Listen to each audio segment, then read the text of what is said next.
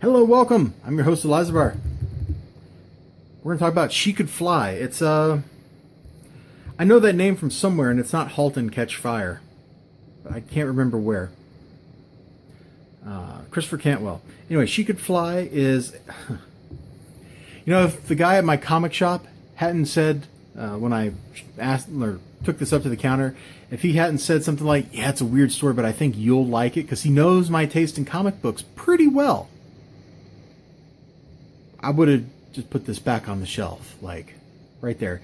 That's not an endorsement. That's an anti-endorsement. That makes me not want to read this. So, She Could Fly, number 1. There's 2 stories in the book. The first one, about our protagonist here. This teenager who is experiencing some major angst, and I can't tell why. She randomly, like, her mind goes to the immediate worst case scenario for everything. You can see over here, like, the school counselor she's talking to is like, oh, you looking forward to getting your license? And she immediately pictures herself running people over. Like, what on earth? And she does that through this whole book.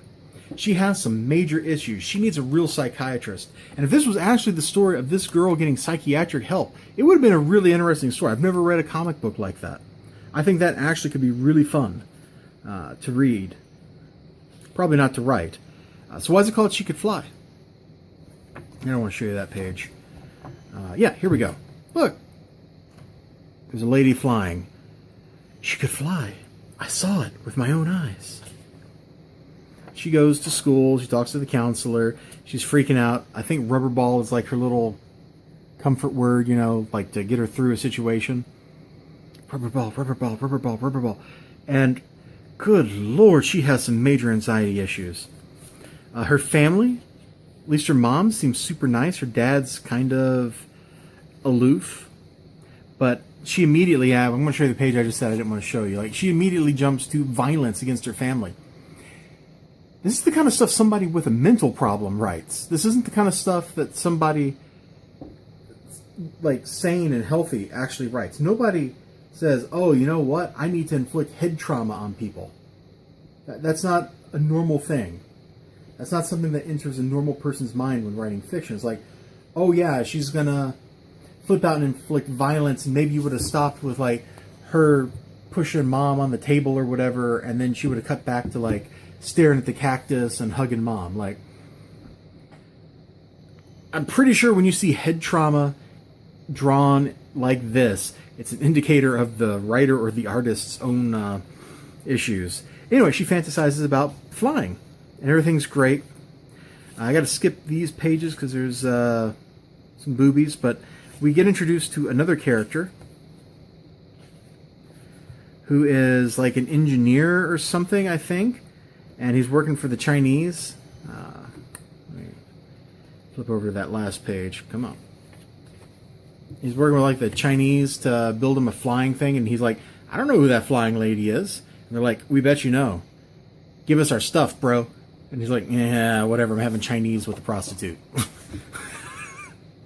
Meanwhile, the other girl is, like, freaking out. She's gonna go, you know, jumping off a bridge, because then she can fly. And she's, like, freaking out. And her grandma came to visit, and she's freaking out at school. She's just freaking out. She spends this whole book freaking out. And there's nothing remotely sane about any of it. The flying lady, like, explodes and dies. And everybody's like, oh, wow, yeah, she was with ISIS. She's a terrorist. And the book's not very respectful to anybody, any of the characters. Not major characters, not minor characters. Nobody gets any respect from the writer, from the writing, from each other. Like, these are fictional people, and they're all miserable. I'm probably going to pick up issue 2, but I got to say, I really don't like the art. This art does absolutely nothing for me. It reminds me of... God,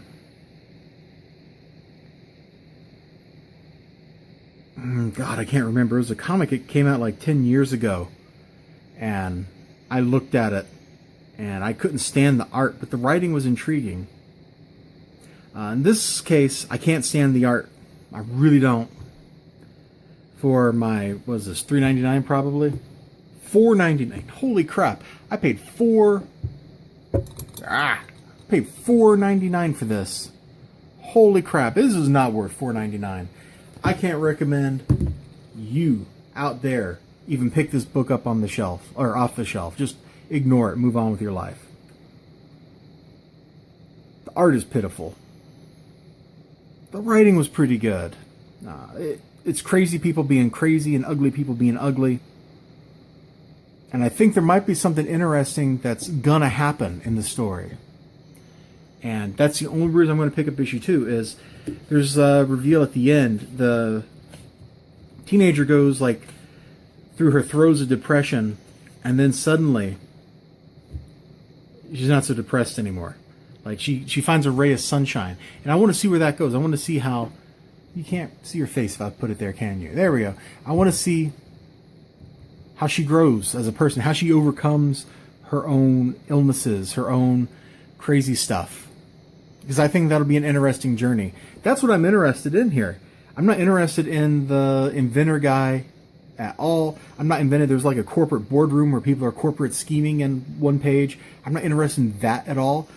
I want to see how the crazy lady gets past being crazy. Yeah.